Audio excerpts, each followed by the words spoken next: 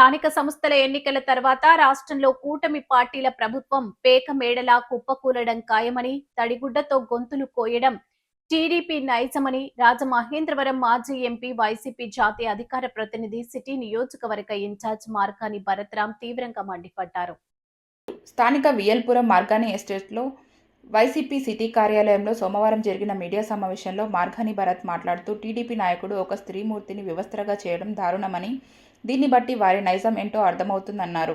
అనంతరం జగన్ 2.0 పోస్టర్ను ఈ నెల 21వ తేదీన మోరంపూడి జంక్షన్లో చేపట్టే ఆందోళన కార్యక్రమాలకు సంబంధించిన పోస్టర్లను BC JAC chairman Margani Nageswararao ఇతర పార్టీ నాయకులతో కలిసి ఆవిష్కరించారు. కూటమి ప్రభుత్వ పాలనలో జరుగుతున్న అన్యాయాలను, అక్రమాలను ప్రశ్నిస్తున్న వైసీపీ నాయకులు కార్యకర్తలపై అక్రమంగా, అన్యాయంగా కేసులు బనాయిస్తున్నారని ఆరోపించారు. మోరంపూడి ఫ్లైఓవర్ను వైసీపీ పాలనలో తాము నిర్మాణం చేస్తే కూటమి ప్రజాప్రతినిధులు తాము చేశామంటూ క్రెడిట్ చోరీ చేస్తున్నారని మండిపడ్డారు. వైసీపీ నాయకులు సంకిస భవానీప్రియ, పోలు విజయలక్ష్మి, దాసి వెంకట్రావు, మార్తి లక్ష్మి, నల్ల రామాంజనేయులు, రొక్కం త్రినాథ్, వట్టికుడి కృష్ణవేణి, మచ్చి అప్పారావు, కాటం రజనీకాంత్, నల్లమిల్లి సత్యనారాయణ రెడ్డి, బిల్డర్ చిన్న, ఆర్ఏ చిన్ని, మార్తి నాగేశ్వరరావు, అనురాధ, అనంతలక్ష్మి, తిరగటి దుర్గా, సుందర్ సింగ్, రేగుళ్ల శ్రీధర్, గూడాల ప్రసాద్, గూడాల ఆదిలక్ష్మి, గుత్తుల భాస్కర్, సయ్యద్ హసన్, కొమ్మోజు దుర్గారావు, మార్గాని రాము తదితరులు పాల్గొన్నారు. ఇవాళ చూస్తూ ఉన్నాము, బహుశా భారతదేశ చరిత్రలో ఈ రకమైన ఘటన ఇప్పటిదాకా జరిగి ఉంటుందని నాకు తెలీదు.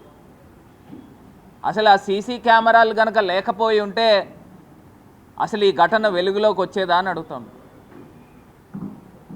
ఒక మహిళ పైన పూర్తిగా ఆ రకంగా బట్టలు తీసేసి నుంచోపెట్టి మళ్ళీ మూత్రం కూడా వేశారంట. అసలు ఎంత దారుణమో చూడండి. ఇది తెలుగుదేశం పార్టీ నైజం. వాళ్ళు ఏ రకమైన వ్యక్తులనంటే టీడీపీ అంటే తడిగుడ్డతో గొంతులు కోసే రకాలు.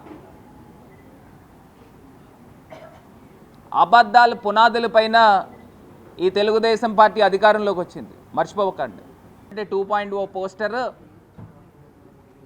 ఇవాళ ఆంధ్రప్రదేశ్ వ్యాప్తంగా వైఎస్ఆర్ కాంగ్రెస్ పార్టీ నాయకులని, కార్యకర్తలని ఏ రకంగా అక్రమంగా, అన్యాయంగా అరెస్టులు చేస్తూ ఉన్నారో, దారుణాతి దారుణంగా ప్రజల్ని ఇబ్బందులు పెడతా ఉన్నారో, ఇవన్నీ కూడా ఈ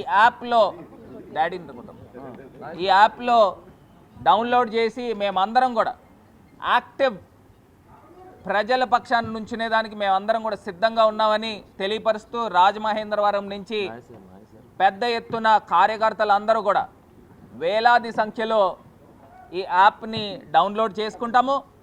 ఆల్రెడీ చాలామంది చేసుకున్నారు, ఇంకా డౌన్లోడ్ చేసుకుంటాం. మొత్తం ఏమేమి అంశాలు జరుగుతూ ఉన్నాయి అనేది ఈ యాప్లో పూర్తి స్థాయిగా డౌన్లోడ్ చేసి మొత్తం అన్నీ కూడా అప్లోడ్ చేస్తామని కూడా ఈ సందర్భంగా తెలియపరుస్తాం.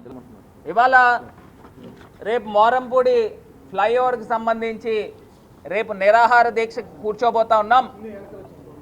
రేపు మోరంపూడి ఫ్లైఓవర్ నిమిత్తం పొద్దున్న 10 గంటల దగ్గర నుంచి నిరాహార దీక్షకి వైఎస్ఆర్ కాంగ్రెస్ పార్టీ కార్యకర్తలు, నాయకులు, ఇంకా దారిలో వెళ్ళే ప్రజలను కూడా కలుపుకుంటాం. ఎందుకంటే ప్రజలు ఇబ్బందులు పడుతూ ఉన్నారు. మేమే కనుక ఆ ఫ్లైఓవర్ కట్టకపోతే ఇవాళ ఎన్ని ప్రాణాలు పోయేవో ఒక్కసారి ఆలోచన చేయండి. సాక్షాత్తు విధుల్లో ఉన్న పోలీస్ డిపార్ట్మెంట్ పోలీసులు కూడా చనిపోయిన పరిస్థితులు గతంలో. ఫ్లైఓవర్ మేము కడితే దాని క్రెడిట్ చోరీ ఒకటి తర్వాత ఒకడు పోటీపడి మరి ఎమ్మెల్యేలు, ఎమ్మెల్సీలు, ఎంపీ, మంత్రులు వీళ్ళందరూ కూడా పోటీల మీద పోటీలు. మేం కట్టామని ముందర సైడ్ రోడ్లు వేయండియా. 2 సంవత్సరాలు అయింది.